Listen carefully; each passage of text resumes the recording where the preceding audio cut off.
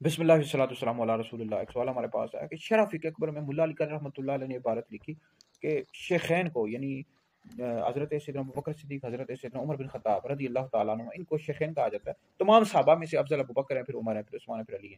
تو ابوبکر اور عمر کو گالی دینا کفر نہیں ہے۔ تو اس پر جو رافضی ہیں، شیعہ ہیں، وہ کہتے ہیں کہ دیکھو شرح فقہ اکبر میں جو اہل سنت کی اتنی زیادہ معتبر کتاب ہے، اس میں لکھا ہوا ہے کہ شیخین کو گالی دینا کفر نہیں ہے۔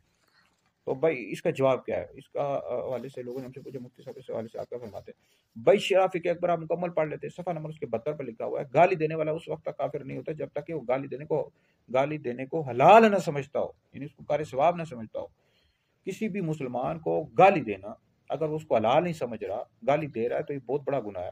مسلمان کو گالی دینا فسق ہے، نبی کریم علیہ الصلوۃ والسلام کی حدیث کا مفہوم ہے، اور اس طرح بخاری مسلم میں حدیث موجود ہے۔ منافق کی نشانیاں بتائی گئی، ایک میں حدیث میں 3 نشانیاں، ایک میں 4 نشانیاں۔ ایک نشانی یہ ہے کہ اب جھگڑا کرے تو بےہودہ بکے، مطلب گالی گلوچ کرے، تو منافق کی نشانیوں میں سے ایک نشانی ہے۔ تو بہرحال مسلمان، کسی بھی مسلمان کو گالی دینا گناہ ہے، اور کافر اس وقت ہو جائے گا کہ جب وہ گالی دینے کو حلال سمجھتا ہو، حلال سمجھ کر وہ گالی دے رہا ہو، پھر کافر ہو جائے گا۔ جبکہ رافضی اور شیعہ یہ شیخین کریمین کو، حضرت ابوبکر صدیق، حضرت عمر رضی اللہ تعالیٰ عنہما کو گالی دینے کو حلال سمجھتے ہیں، کار ثواب سمجھتے ہیں، اس وجہ سے کافر ہیں۔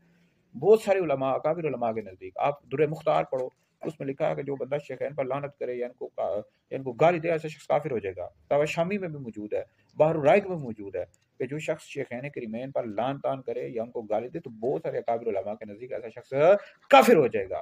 تو جو فقہ اکبر میں لکھا ہوا ہے، وہ اس وجہ سے انہوں نے لکھا ہے کہ اگر وہ گالی دینے کو حلال نہیں سمجھتا، گالی اس نے دے دی، تو پھر ایسا شخص کافر نہیں ہوگا، گناہگار ہے جس نے شیخین کو معاذ اللہ گالی دی یا کسی بھی صحابی رسول کو گالی دی۔ بالخصوص یہ جو روافظ ہیں، شیعہ ہیں، یہ حضرت سیدنا صدیق اکبر، حضرت سیدنا فاروق اعظم، حضرت سیدنا عثمان غنی رضی اللہ تعالیٰ عنہ مجمعین کو معاذ اللہ گالیاں دیتے ہیں، تو یہ حلال سمجھ کر دیتے ہیں۔ بھائی ہمارے اکابر علماء کے نزدیک ایسا شخص کافر ہو جائے گا، لعنت کرے یا ان کو برا بلا کہے گا، ٹھیک ہے جی، یا ان کی خلافت کا انکار کرے، ابو بکر صدیق، حضرت عمر رضی اللہ تعالیٰ عنہ کی خلافت کا انکار کرنے والا شخص بھی کافر ہے۔ تو اہل سنت کا ہے بیڑا پارا سابز النجم ہے، اور ناو عطرت رسول اللہ کی۔ اہل سنت کا عقیدہ یہ ہے کہ انبیاء علیہ السلام کے بعد سب سے افضل ابو بکر ہیں، پھر عمر ہے، پھر عثمان ہے، پھر علی ہے۔ جو شخص مولا علی کو ابو بکر عمر سے افضل بتایا، ایسا شخص گمراہ بدین اور اہل سنت سے خارج ہے۔